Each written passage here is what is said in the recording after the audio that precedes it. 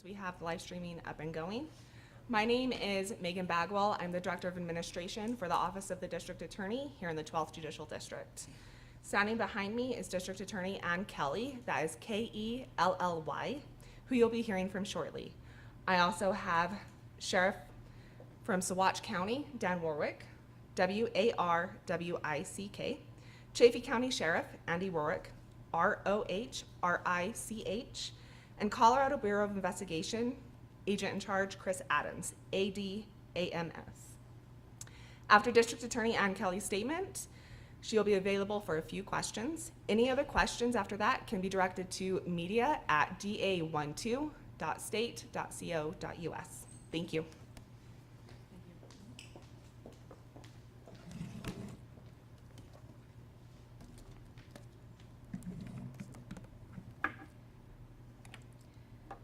I appreciate the members of the media that are here today.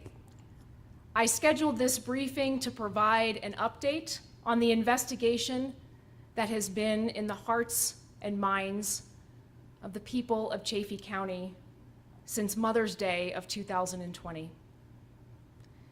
Suzanne Morphew was reported missing on Mother's Day 5 years ago. Law enforcement has never stopped working to obtain justice for this mother of two, this daughter, this sister, and this beloved member of the Chaffee County community. Through the tireless efforts of the Chaffee County Sheriff's Office, the Saguache County Sheriff's Office, the Colorado Bureau of Investigation, and the Federal Bureau of Investigation, I can announce today that the 12th Judicial District Grand Jury returned an indictment. The grand jury has indicted Barry Morphew on the single count of murder in the first degree. Law enforcement, the Chaffee County community, and Colorado as a whole has never stopped fighting for justice for Suzanne. Cold case homicides are tremendously difficult. They're difficult for the families of the victims and the communities who wait patiently for answers. While it may seem at times that the world forgets about these victims, I can assure you that my law enforcement partners and Colorado's law enforcement community do not forget. Every unsolved murder is a tragedy, and we must never give up on our efforts to find answers in these cases. My office will be prosecuting the indictment as Suzanne's remains were found in Saguache County, which is a county within my jurisdiction, the 12th Judicial District. I am extremely appreciative of Michael Doherty, who is the elected district attorney in Boulder County. He has consistently committed material resources to small rural DA's offices like mine to assist in the sometimes Herculean efforts to bring justice for victims in rural areas of our state. His commitment to rural Colorado he's continued his commitment with this case. He's provided me with the assistance of a chief deputy in the Boulder County District Attorney's Office to assist me with the investigation and the prosecution. Colorado's community of prosecutors is committed to assisting wherever the need arises. In addition to Mr. Doherty's assistance, District Attorney John Walsh of the Denver District Attorney's Office has committed to providing me with appellate guidance during the case proceedings. So today I have with me Chaffee County Sheriff Andy Rorick. I stand united with Sheriff Rorick and Under Sheriff Alex Walker. I stand united in announcing this indictment.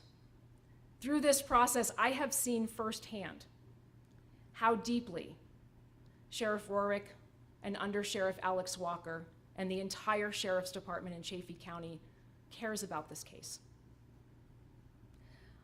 I am proud and appreciative of our cross-jurisdictional partnership and their hard and excellent work. I also stand with the Federal Bureau of Investigation, who has never wavered in its commitment to this investigation, providing essential intelligence and investigative resources and expertise through the years.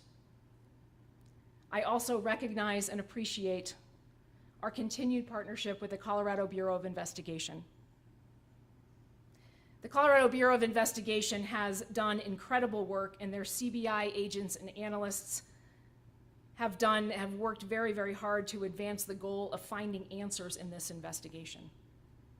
Here representing the CBI is Agent in Charge Chris Adams with CBI's Pueblo office. I also stand with Saguache County Sheriff Dan Warwick, who is here with me as well. He and his office immediately answered the call to action, when Suzanne's remains were found in the county he represents. Sheriff Warwick and his deputies are an essential part of this team, responding to the recovery of Suzanne's remains with the highest level of dignity and professionalism.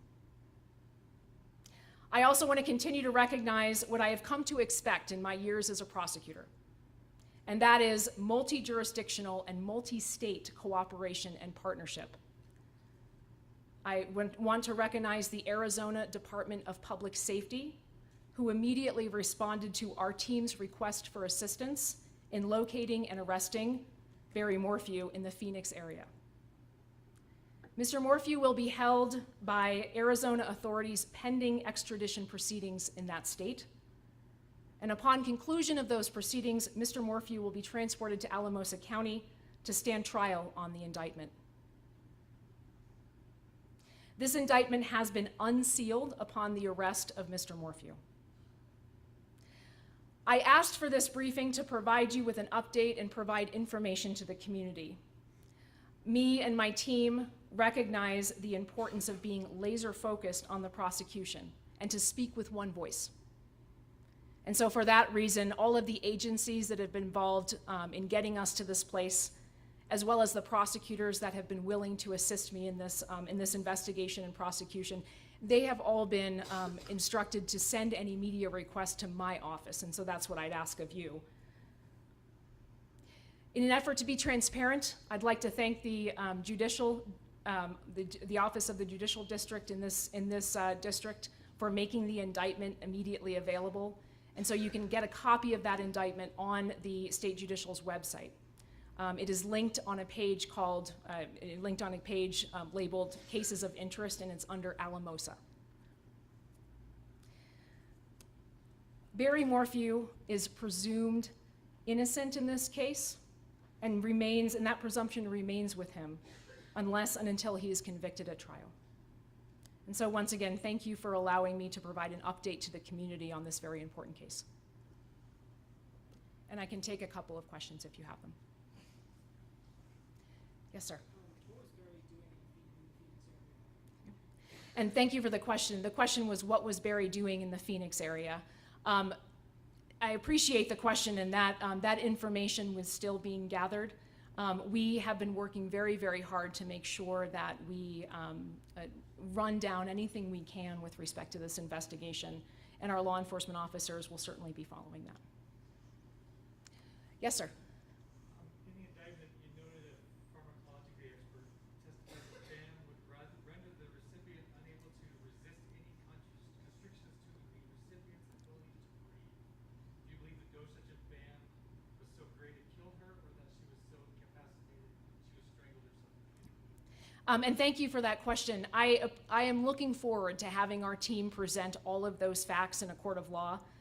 Obviously, I would like to be able to provide my comments, but my ethical obligations will not allow me to. However, I am very appreciative of the Judicial Department for making that indictment available, and I look forward to having our team present this case in court. Yes, ma'am. Why now? That's a great question. And so we, as prosecutors in Colorado and law enforcement in Colorado, we are very dedicated to making sure that we don't forget the victims of cold case homicides.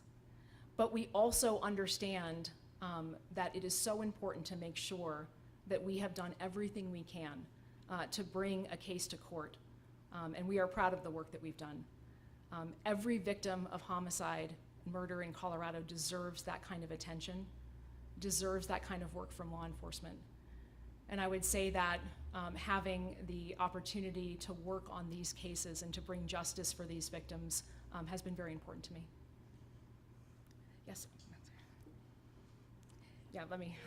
Okay. Yes, sir. Was Morphew surprised at all when he was taken to custody? Was he expecting this? And thank you for that question. The question is whether or not Morphew, what Mr. Morphew's reaction was. And I can tell you that that's going to be part of the case, and we look forward to presenting that in front of a jury. Yes, sir. So the male DNA was found in Suzanne's car. Are you guys moving forward? Are you guys using that evidence for his trial? Tell us more about that. And thank you for that question. The indictment has a wealth of information about that particular topic, as well as the probable cause that supports the arrest in this case. And obviously, we are going to do everything we can to make sure that justice is done for Suzanne, and that includes being as thorough as we can about the facts of the case. Another question. When you arrest Barry in Arizona, so that's still investigating right now with Arizona law enforcement?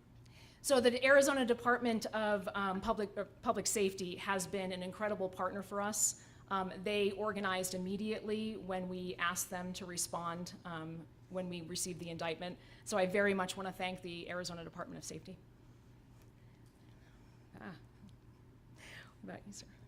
What will be the biggest difference between the prosecution of this case and the time versus back in 2021? And the question is, what would be the difference between the prosecution of this case and other prosecutions? You know, justice for cold case homicide victims remains a priority in the state of Colorado, both for prosecutors and for law enforcement. And that's despite any challenges that we may have had in the history of any particular case. That remains a priority for us. And so we have worked very hard to move forward in the case. This case is a different case, and I would refer you back to the indictment in this case. And we've worked very hard to move forward. Yes, sir. On an emotional level or on a personal level, and it's okay if you repeat yourself, can you talk about the journey, your journey from the day this was dismissed until today? Just broad strokes, just tell us that story. Well, thank you for that question. The question is, what has this process looked like, essentially? What has this process been like for the family, for the community, for our law enforcement partners?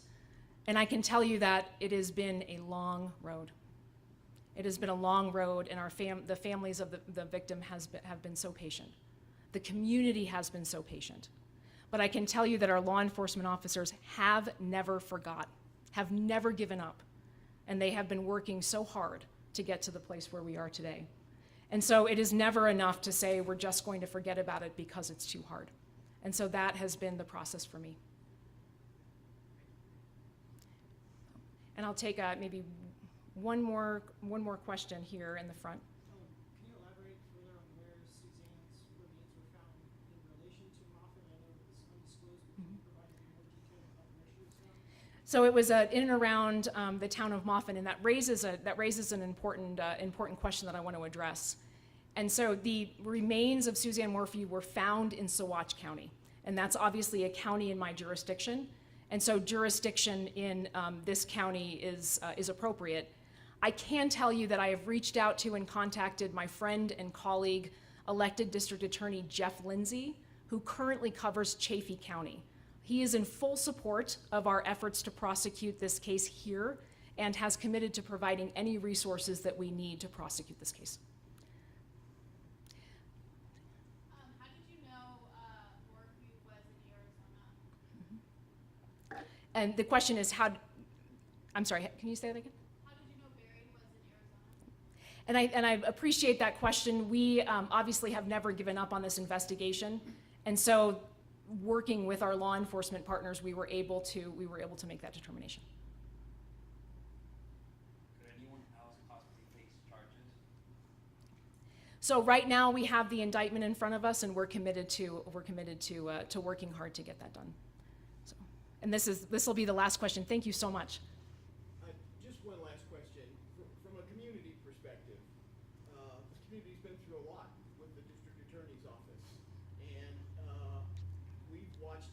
over and repair it, stand here with law enforcement, something this community might not have seen in the past.